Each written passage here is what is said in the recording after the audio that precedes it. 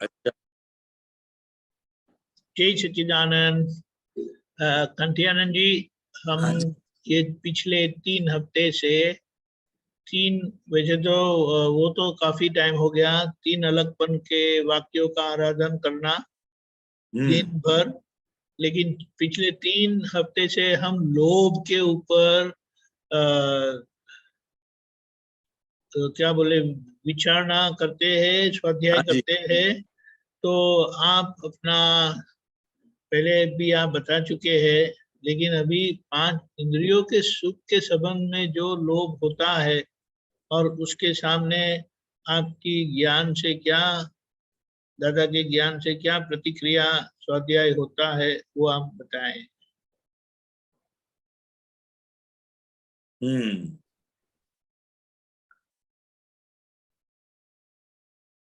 पहले भी इसके बारे में बात हुई है, और भी ज्यादा क्लैरिफिकेशन के लिए ये बात हो रही है कि किसी भी प्रकार का कोई भी व्यक्ति के साथ पुद्गल का सुख भोगने की जो लालच, जो रुचि हमारे भीतर पड़ी हुई है, वो ही सबसे बड़ा लोभ है। मगर किसी भी प्रकार से कैसे भी मैं पुद्गल का सुख प्राप्त कर लूं, यह जो एक भीतर एक लालच पड़ी हुई है, वो ही सबसे बड़ा लोभ है।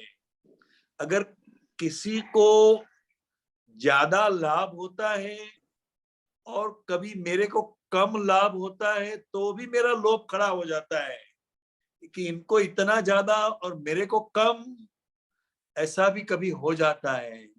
तो लोभ तो बहुत प्रकार के होते हैं, सिर्फ पैसे के बारे में ही लोभ वो संकुचित अर्थ नहीं है। यहाँ पुद्गल का किसी भी प्रकार का सुख भोगने की जो लालसा हमारे भीतर पड़ी हुई है, वो ही सबसे बड़ा लोभ है। और उस लोभ को हमें जानना है कि यह रिलेटिव सुख है, और वास्तव में इसमें सुख जैसा कुछ भी नहीं है। अगर ऐसी मान्यता हमारे भीतर रहेगी और रॉन्ग बिलीफ से, मतलब इसमें सुख है, ये मान्यता से जहां तक हम मुक्त नहीं होंगे, वहां तक हमारे अंदर पड़ा हुआ जो लोभ है, वो लोभ की ग्रंथि को हम नहीं छेद सकते। या ऐसा भी कह सकते हैं कि जैसे जैसे आत्मा के सुख का हमें अनुभव होता रहता है, वैसे वैसे अपने आप पुद्गल के अंदर जो सुख है, उस मान्यता से, उस भ्रांति से हम मुक्त होते रहते हैं। जय सच्चिदानंद। जय सच्चिदानंद।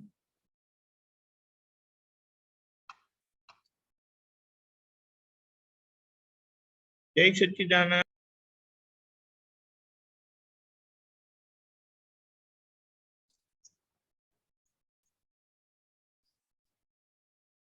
कश्यप जी बोलिए।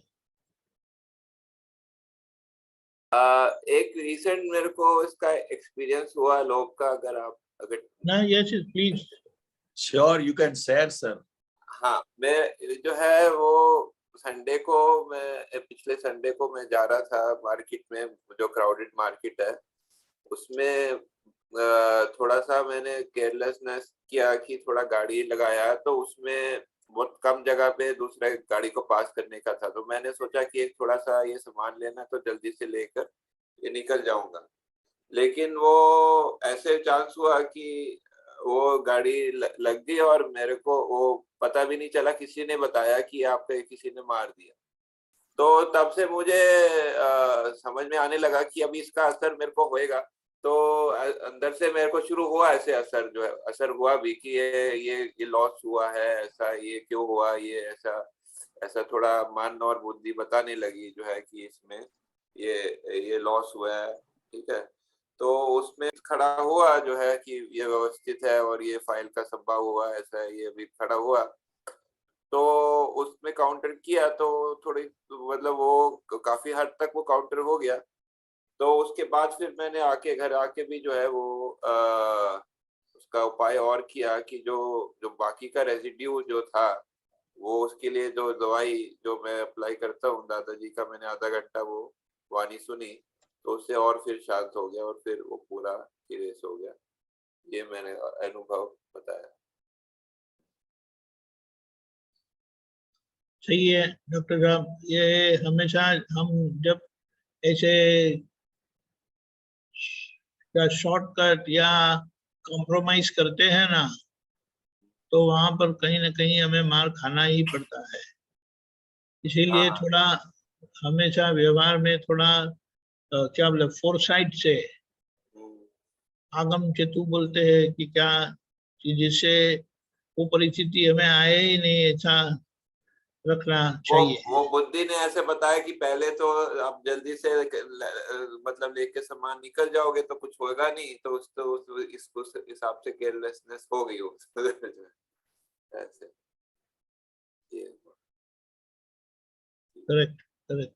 जैसे ओके, जय सच्चिदानंद। Very good. तो जय आपका सच्चिदानंद। टाइम हो गया है। हाँ जी। जी प्लीज श्रीमंत बोला है। कश्यप भाई प्लीज फॉलो।